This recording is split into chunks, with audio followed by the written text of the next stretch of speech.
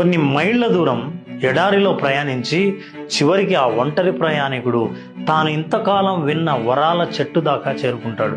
అడిగిన వరం ఏదైనా సరే ఇచ్చే ఆ చెట్టు కింద అలసిపోయి కూర్చున్నాడు. సరే, ఇది వరాల చెట్టో కాదో పరీక్షిద్దామని ఈ చెట్టును బాగా పరిశీలించి, నేను బాగా అలసిపోయాను, ఆకలిగా ఉంది, నాకు భోజనం కావాలి అనుకున్నాడు. అంతే, అప్పుడే వండినట్టుగా వేడి పదార్థాలన్నీ అతని ముందు ప్రత్యక్షమయ్యాయి. అవును, ఎవరూ లేరు, ఇన్ని పదార్థాలు ఎలా వచ్చాయి? భోజనమే వచ్చినప్పుడు మంచినీళ్లు కూడా రావాలిగా, మరి నాకు దప్పిక కూడా వేస్తోందే అనుకున్నాడు. వెంటనే కళ్ళెదురుగానే కుండ నిండా చల్లటి నీళ్లు ప్రత్యక్షమయ్యాయి. సుష్టుగా భోంచేశాడు. కడుపు నిండింది. కాసేపైనా ఈ చెట్టు కింద నిద్రపోవడానికి మంచి ఊయల ఉంటే బావుండు అని అనుకోవడమే ఆలస్యం. చెట్టు వేర్లతో తయారు చేయబడిన ఊయల వేలాడింది. ఊయల్లో కూర్చొని హాయిగా ఊగుతూ ఉండగా తెలియని భయం అతని మనసులో మెదిలింది. కొంపదీసి ఈ ఎడారిలో కూడా క్రూర మృగాలు ఉంటాయా అనుకున్నాడు. అనుకున్నదే తడవు, అతని ముందుకు ఒక సింహం నడుచుకుంటూ వచ్చి నిలబడింది. అలాగే చూస్తూ ఉంది. ఇతనికి భయం వేసింది. అది కదలలేదు. ఇది తప్పకుండా నన్ను తినేటట్టుందే అనుకున్నాడు. అన్నంత పని చేసింది ఆ సింహం. మీ ఆలోచనలే మీ జీవితం.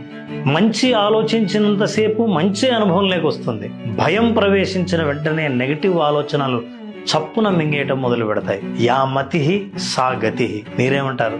కొన్ని మైళ్ళ దూరం ఎడారిలో ప్రయాణించి చివరికి ఆ ఒంటరి ప్రయాణికుడు తాను ఇంతకాలం విన్న వరాల